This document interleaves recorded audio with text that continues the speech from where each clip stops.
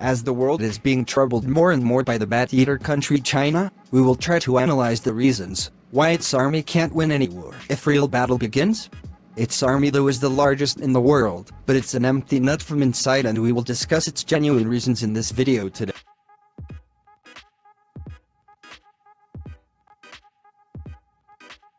The Chinese government introduced the infamous one-child policy in the year 1979, which allowed only one child for married couples living in China.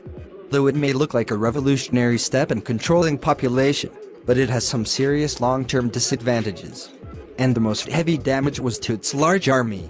Due to this policy, the one child was taken care of very well by the parents and was most loved. The parents provided all the comfort to the child, and it was far from any risk and thrilling activity.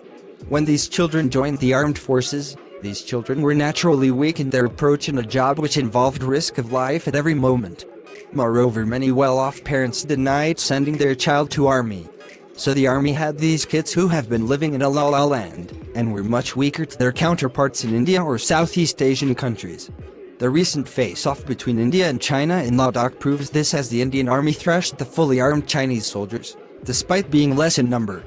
The Indian army killed about 50 Chinese soldiers and suffered just 20 casualties. India also captured a high-ranked Chinese colonel and released him after a few days.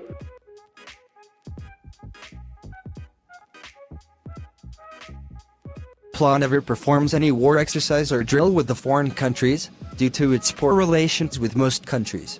They only do military exercises for video shootings of their propaganda videos. Next, the work of PLA is only restricted to overpower its own people who raise voice against the communist part of China. They are only experts in killing innocent and armed civilians and threatening them. China has a long history of such events. They did it by killing 1 million Tibetan Buddhist monks in the decade of 1960s, and killing its own people during the Red Revolution before independence. Even today, the PLA's main work is to suppress voices of the innocent people, in the Xinjiang province and in Hong Kong. The PLA as its full form liberates the innocent people to heaven. These things show that they have no idea or experience how a real soldier fights a war when it's the real battle. They are only habitual of killing the unarmed civilians, but when they will come face to face with a real soldier, they will definitely pee in their pants.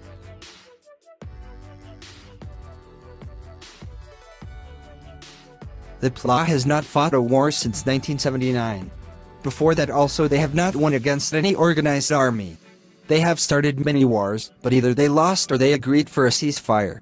The recent loss was against Vietnam, when they were not able to win against a much small country which was even shaken by America by war for a long time. PLA only wins against small and weak countries like Burma and Mongolia, but that too they will not win now because of the better unity among these small nations.